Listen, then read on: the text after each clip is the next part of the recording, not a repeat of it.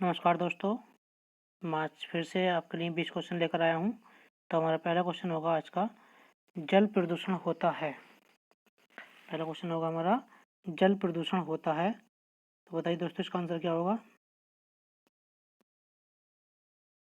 तो इसका आंसर होगा डी, औद्योगिक अपशिष्ट से। नेक्स्ट क्वेश्चन पर चलते हैं। राष्ट्रीय रासायनिक प्रयोगशाला स्थित है। राष्ट्रीय रासायनिक प्रयोगशाला स्थित है। तो बताइए दोस्तों इसका आंसर क्या होगा। तो इसका आंसर होगा सी, पुणे में। नेक्स्ट क्वेश्चन पर चलते हैं। पेट्रोलियम पाया जाता है। पेट्रोलियम पाया जाता है।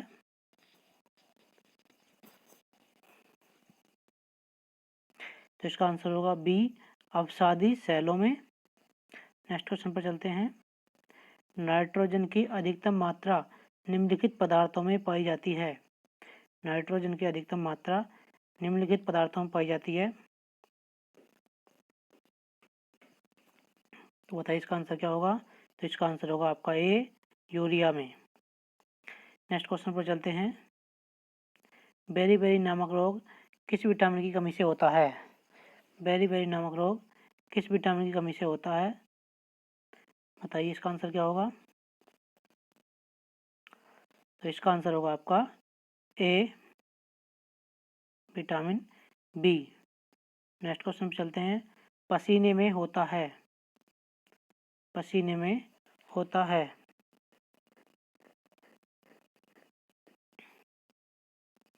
तो बताइए इसका आंसर क्या होगा। तो इसका आंसर होगा बी, जल, लवण तथा अपशिष्ट द्रव। नेक्स्ट क्वेश्चन पर चलते हैं। सोडा बाइकार्बोनेट आग को बुझाने में उपयोगी है क्योंकि। सोडा बाइकार्बोनेट आग को बुझाने में उपयोगी है क्योंकि। बताइए इसका आंसर क्या होगा।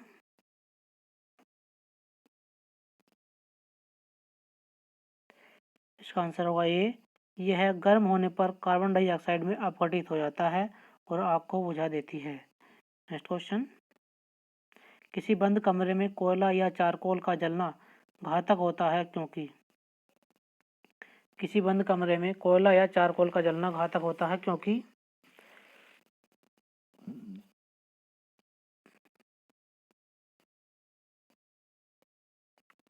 तो बताइए इसका आंसर क्या होगा। तो इसका आंसर होगा ए, इससे कार्बन मोनोऑक्साइड जैसी जहरीली गैस उत्पन्न होती है। Next question.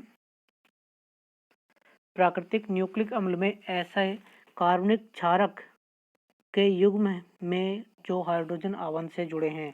प्राकृतिक न्यूक्लिक अम्ल में ऐसे कार्बनिक क्षारक के युग्म में जो हाइड्रोजन आवन से जुड़े हैं। बताइए इसका आंसर क्या होगा।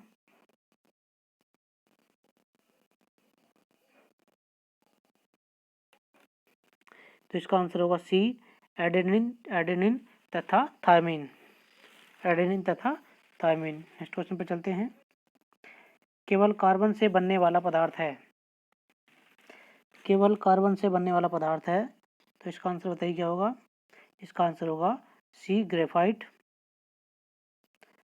आभूषणों को बनाते समय सोने में मिलाए जाने वाले धातु हैं। आभूषणों को बनाते समय सोने में मिलाए जाने वाली धातु है। तो बताइए इसका आंसर क्या होगा। तो इसका आंसर होगा सी, तांबा। नेक्स्ट क्वेश्चन पर चलते हैं। कौन सा तत्व सर्वाधिक यौगिक बनाता है। कौन सा तत्व सर्वाधिक यौगिक बनाता है। तो इसका आंसर है बी, कार्बन। नेक्स्ट क्वेश्चन पर चलते हैं। गोबर गैस में मुख्य रूप से होता है। गोबर गैस में मुख्य रूप से होता है। तो बताइए इसका आंसर क्या होगा। इसका आंसर होगा बी, मेथेन। साबुन बनाने के लिए कास्टिक सोडा को निम्नलिखित के साथ मिलाया जाता है। साबुन बनाने के लिए कास्टिक सोडा को निम्नलिखित के साथ मिलाया जाता है। बताइए इसका आंसर क्या होगा। तो इसका आंसर होगा बी, अलसी का तेल। नेक्स्ट क्वेश्चन पर चलते हैं। भारी जल में बताइए क्या होता है। हाइड्रोजन की जगह ड्यूटेरियम, हाइड्रोजन की जगह ड्यूटेरियम होता है। नेक्स्ट क्वेश्चन, तो इसका आंसर होगा सी। नेक्स्ट क्वेश्चन पर चलते हैं। पीवीसी प्लास्टिक विनाइल क्लोराइड से बनती है, इस प्रक्रिया का नाम है, इस प्रक्रिया का नाम है। तो इसका आंसर होगा बी, बाहुल्कीकरण। नेक्स्ट क्वेश्चन पर चलते हैं।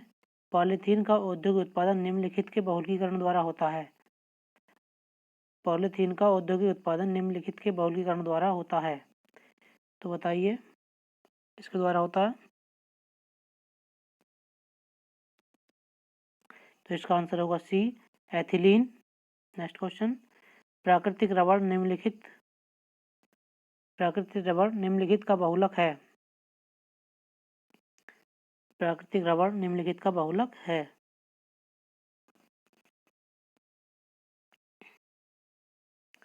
तो इसका आंसर होगा सी, आइसोप्रीन। नेक्स्ट क्वेश्चन है, मानव शरीर में सर्वाधिक मात्रा में पाया जाता है। मानव शरीर में सर्वाधिक मात्रा में पाया जाता है।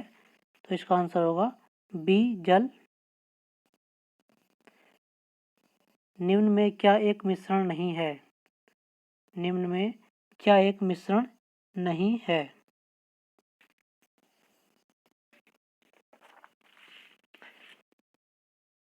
तो इसका आंसर होगा डी, ग्रेफाइट। तो दोस्तों कैसी लगी आपको वीडियो। अगर वीडियो अच्छी लगी है तो इसको लाइक करना, और अगर आप चैनल पर नए हैं तो इस चैनल को सब्सक्राइब करें। धन्यवाद।